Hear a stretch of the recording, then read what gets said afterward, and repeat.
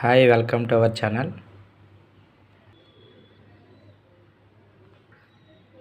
Today, Intervocational First Year, Paper 1, Ruminant Livestock Production and Management. ఈ paper గురించి explain చేద్దాం. మార్చి 2025 ఇయర్లో జరిగినటువంటి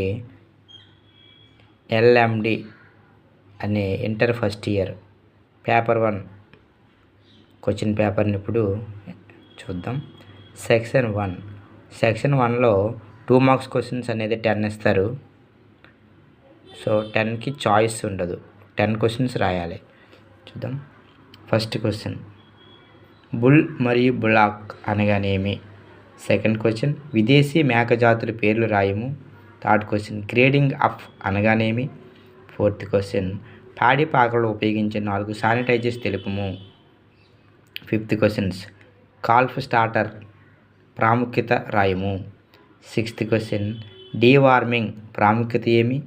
సెవెంత్, ఓవరైజ్ విధులు ఏమి?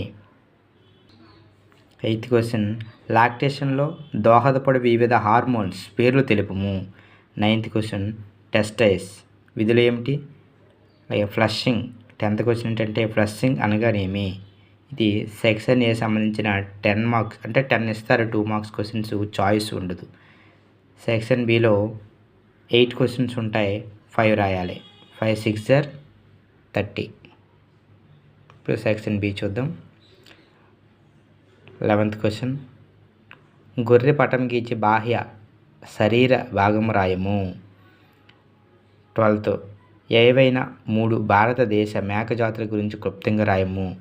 13th క్వశ్చన్, నెమరు వేయి జంతువుల యొక్క కల్లింగ్ గురించి రాయము.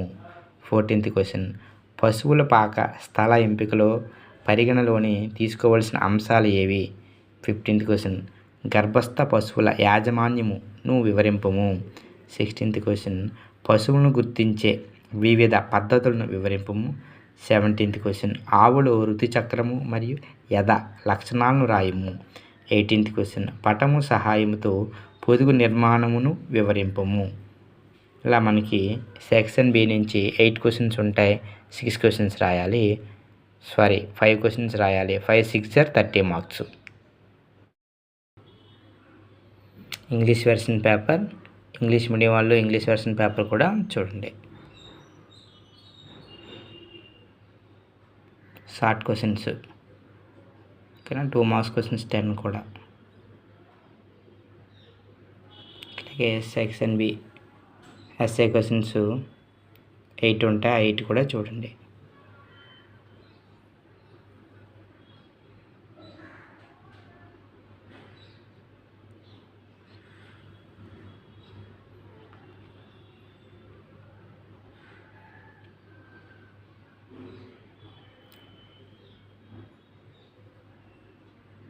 సో మార్చి 2025లో వచ్చినటువంటి పేపర్ 1 వెటర్నరీ అంటే LMD first year question paper అండి.